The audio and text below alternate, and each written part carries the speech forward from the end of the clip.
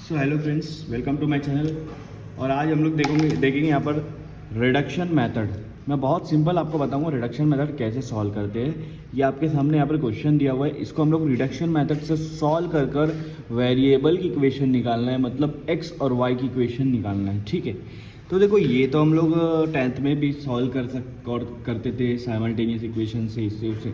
यहाँ पर हमको मैट्राइसेस से सॉल्व करना है, समझ में आ रहा है। वहाँ भी एक्स और वाई की वैल्यू निकालना पड़ता था, यहाँ भी एक्स और वाई की वैल्यू निकालना है, बस मेथड अलग है। यहाँ पर आपको मैट्राइसेस में रिडक्शन मेथड यूज़ करना है। ठीक है, तो आपको क्या करना है, सबसे पहले ये जो आपका इधर का मेथड आपको देखना है दोनों इक्वेशन इस तरह से है या नहीं, मतलब कांस्टेंट राइट तरफ रहेगा और उल्टे साइड एक्स और वाई मतलब वेरिएबल्स रहेंगे आपके। ठीक है, अब आप क्या करो, यहाँ पर मैट्राइसेस बनाओ।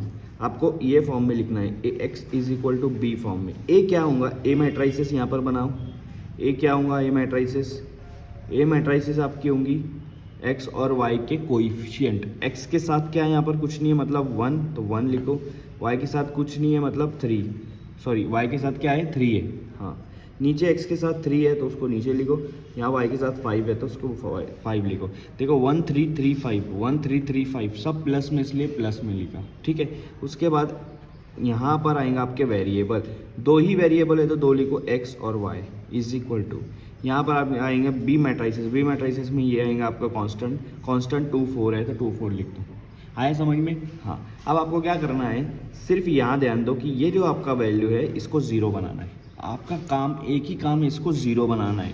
हम लोग किसी से जब जलते या फिर किसी पे वो करते, हम लोग जलन होती है तो क्या करते हैं कि यार इसका बुरा हो जाए, हम लोग नहीं, ठीक है जो भी करता हो सामने वाला हमारे पर करता है तो समझता है इसको ज़ीरो करना है मुझे, बस बाकी कुछ भी हो मुझे इसको ज़ीरो करना है। वैसे ही यहाँ पर 3 को ज़ीरो बनाना है आपको। ठीक है, हाँ, तो यहाँ पर आपको क्या करना है, या आप पॉजिटिव वे में देखोगे तो आप देखते हो कि यार मुझे ये काम करना है, कुछ भी हो जाए ये काम करना है, तो वही ये काम है कि मुझे यहाँ पर ज़ीरो बनाना है। रिडक्शन मेथड में अगर 2x2 मैट्राइसिस है तो ये वाली जगह पर जो भी आ रहा है इसको ज़ीरो बना दो, आपका आंसर सॉल्व हो जाएगा, क्वेश्चन सॉल्व हो जाएगा। ठीक है, तो इसको ज़ीरो कैसे बनाएंगे, इसको ज़ीरो बनाने के लिए ऊपर वाली जो आपकी ये जो रो है इसके अंदर, इसके ऊपर वाला जो आपका यहाँ पर वैल्यू दी है वो और ये दोनों सेम होना चाहिए। यहाँ पर सेम है क्या, नहीं है, यहाँ ऊपर 1 नीचे 3 है तो यहाँ नीचे वाले को चेंज नहीं करेंगे, ये वाले को चेंज करेंगे। 1 को हमको 3 बनाना है, 1 को क्या बनाना है 3 बनाना है, क्योंकि नीचे 3 है। तो आप यहाँ पर ऐसा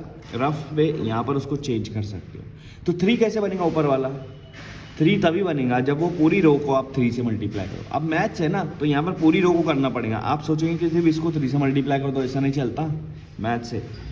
तो यहाँ पर आपको इंसाफ देना पड़ेगा, पूरी रो को 3 से मल्टीप्लाई कर दो। समझ में आ रहा है? हाँ, तो पूरी रो को 3 से मल्टीप्लाई करेंगे तो ये रो आपका हो जाएगा 3 1 ज़ा 3, ये हो जाएगा 3 3 ज़ा 9। नीचे वाला वैसा का वैसा रहेगा, उसमें कोई चेंज नहीं आएगा। और ये 2 3 ज़ा 6 हो जाएगा, उसको यहाँ लिख दे रहा हूँ, 2 3 ज़ा 6 हो जाएगा। इसको रफ पे लिखना है, इसको आपको लिखना नहीं है। मैंने क्या करा अभी, R1 पहली रो को R1 को 3 से मल्टीप्लाई कर दिया, क्योंकि ये दोनों हमको सेम होना चाहिए। यहाँ नहीं लिखना, उसको रफ पे लिखना। तो मैंने क्या करा, R1 को 3 से मल्टीप्लाई कर दिया। अब क्या करूँगा, अब मैं R2 में से R1 को माइनस करूँगा, R2 में से R1 को माइनस करूँगा, R2 में से R1 को माइनस करूँगा। कौन सी R1, जो 3 से मल्टीप्लाई हो चुकी। तो ये आपका देखो यहाँ पर ये बन गया R2 माइनस 3R1, ये इस तरह से बनाया जाता। समझ में आया? R1 को मैंने 3 से मल्टीप्लाई किया, फिर उसको R2 में से माइनस करेंगे।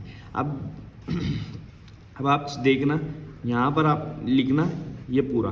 तो ये कैसे लिखा जाता है, जो पहला दिया हुआ है R2, मतलब इसमें R2 में चेंज होगा, R1 में कोई चेंज नहीं होगा। तो R1 जैसा का वैसा लिख दो 1 3। अब भूल से ये वाला R1 मत लिख देना, याद रखना, ये हम लोग रफ के लिए किए।